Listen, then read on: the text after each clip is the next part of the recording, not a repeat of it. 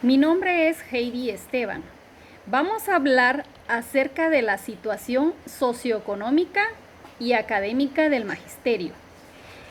Los avances que ha tenido la educación en el año 1821 a 1871, una inestabilidad de las ideas pedagógicas, que el resultado de las contradicciones en las organizaciones económicas del país en su tránsito de la vida colonial a la vida independiente. Doctor Pedro Molina y licenciado José Cecilio del Valle, quienes tenían concepciones pedagógicas diferentes, coincidiendo en que la educación debía ser preocupación del Estado y en que solamente a través de ella era posible la estructuración de la patria. En 1832, el doctor Mariano Gálvez llegó al poder. Su preocupación por la instrucción pública, su ideal reformador de la instrucción, se hace rodear de hombres distinguidos que le ayudan a realizar obras de beneficio a la educación. Se declara la enseñanza, pero costeada por el Estado, además de ser gratuita, es pública y uniforme. La enseñanza privada es libre, pero está sujeta a la inspección del Estado. Los métodos de enseñanza son uniformes, al igual que los libros elementales designados a la enseñanza. Asimismo, a selección de buenos preceptores. La instrucción pública se dividía en primaria, secundaria y superior. La dirección estaba integrada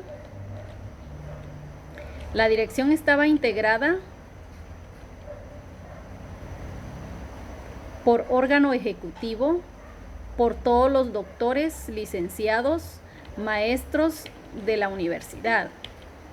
En 1871, gobierno de General Justo Rufino Barrios, su gran afán de mejorar la educación de los guatemaltecos, Justo Rufino Barrios creó escuelas nocturnas y las dominicales para artesanos. También se creó la Escuela de Artes y Oficios y además la Escuela Politécnica. En 1872, Barrios establece la Secretaría de Institución, encargada de la planificación y desarrollo y además de la elaboración de las leyes que había de regir la educación guatemalteca en sus 3 niveles. En 1875 se le da un carácter civil, queriendo con ello diferenciarla de la educación religiosa o confesional. En 1873 se funda un instituto de segunda enseñanza en la cabecera departamental de Chiquimula.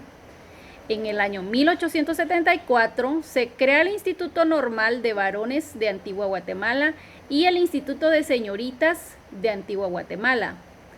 En 1875 da inicio la inscripción de los alumnos en la Escuela Politécnica, que desde su creación fue planeada como escuela de educación técnica y vocacional, aun cuando uno de sus cometidos fue la formación de militares.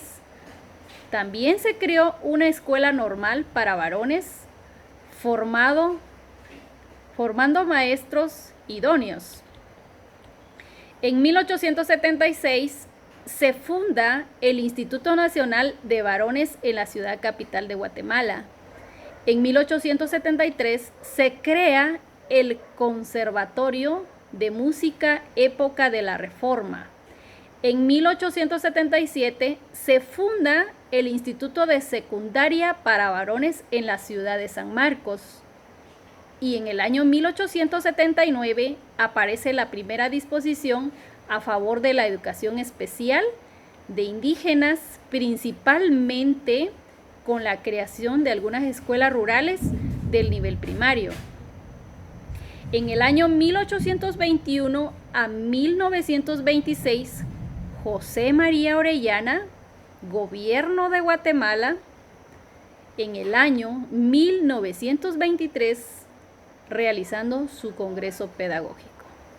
1880, se funda el Instituto para Señoritas en la ciudad de Quetzaltenango y se funda la Escuela de Agricultura en la época de la Reforma, y en ese mismo año se incorpora al Ministerio de Educación, Instrucción Pública y Transformación en Escuela Nacional Agronómica, y además se crean las escuelas regionales de agricultura. En 1902, Estrada Cabrera creó la escuela parvularia para niños y niñas de 4 a 7 años. Durante este gobierno funcionaron algunos centros educativos destinados a formar maestros en la ciudad capital de Guatemala. En 1926 a 1930, General Lázaro Chacón realizó obras en el campo educativo.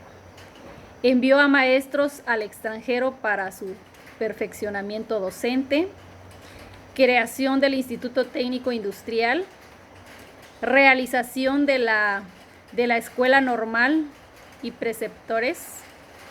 En 1929 hizo un congreso pedagógico. También tenemos los estancamientos que sufrió la educación. En el año 1852, en el gobierno de Rafael Cabrera, se disponía que toda la instrucción pública del país quedara a cargo de la universidad.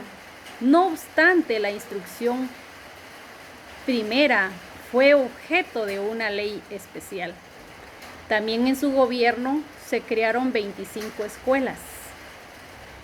En el gobierno del mismo hubo oscurantismo cultural, protestando por las limitaciones educativas y sugiriendo modificaciones a las leyes y reglamentos. Los retrocesos que sufrió la educación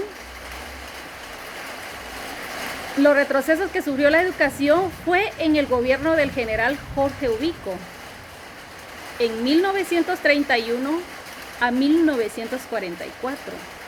14 años de poder, se escribe una época negra en la educación.